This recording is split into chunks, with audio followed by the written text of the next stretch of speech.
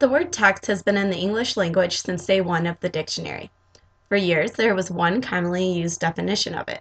According to the online dictionary Merriam-Webster.com, one of the most popular dictionaries used, the word text means the original words or form of a written work or printed work.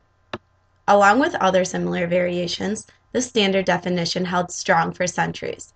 Although Webster's definition still works, another meaning keeps popping up in our society.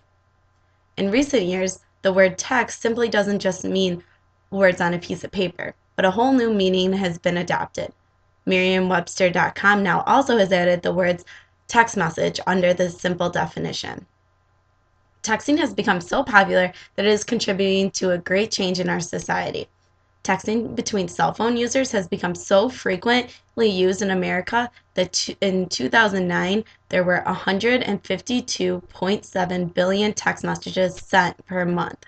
That's a whopping 1,832,400,000,000 sent in America alone in 1 year. Texting is a trendy new way to communicate. Phone calls, emails, and even instant messages are considered ancient news to this superior way of communicating. But what has this done to our society?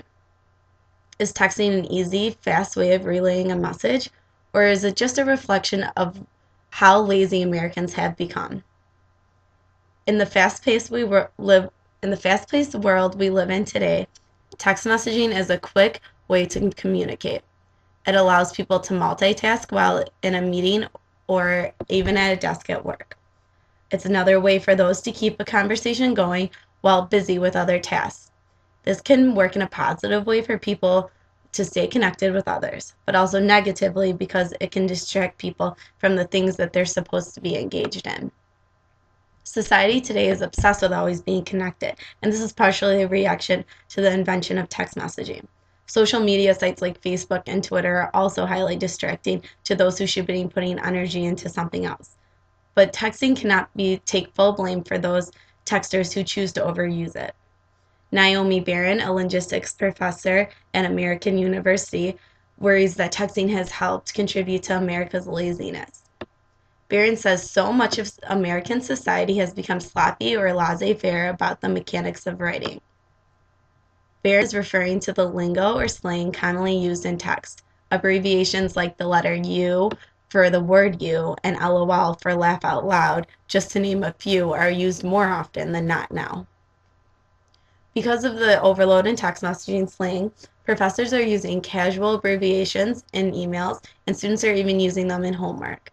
This is a reflection of too much texting and is starting to worry English professionals.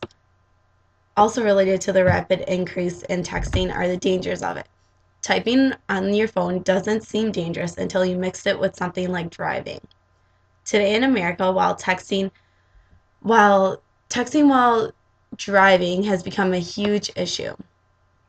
According to distraction.gov, the 3 main distractions in a car include visual, by taking your eyes off the road, manual, by taking your hands off the wheel, and cognitive, by taking your mind off driving.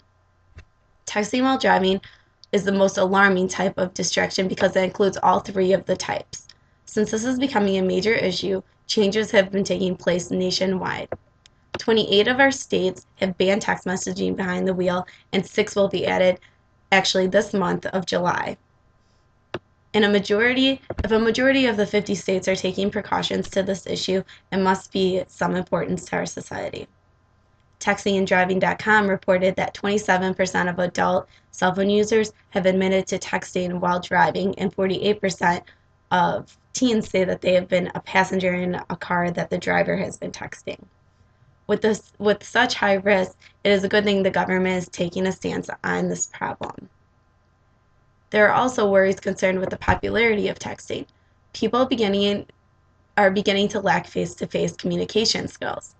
With the popularity of texting, cell phone users are rarely picking up their phones to make a phone call. Being able to communicate well is important in our society. Americans are tending to lose their skills because they can say what they want through a text rather than a phone call. For some, it is easier to say something through a text rather than saying it directly to someone's face. Texting somehow is a security blanket to those people. It is starting to replace face to face time, reflecting on how developing adolescents learn how to interact with each other. This isn't a big problem for adults because they have already developed their full potential of communication skills. Suite101.com believes that the brevity of texting is harming the way adolescents are able to contribute to higher development thinking skills and discussions. They also say things like speaking clearly, listening well, using appropriate body language, and eye contact are basic functional skills that are left out of texting interaction.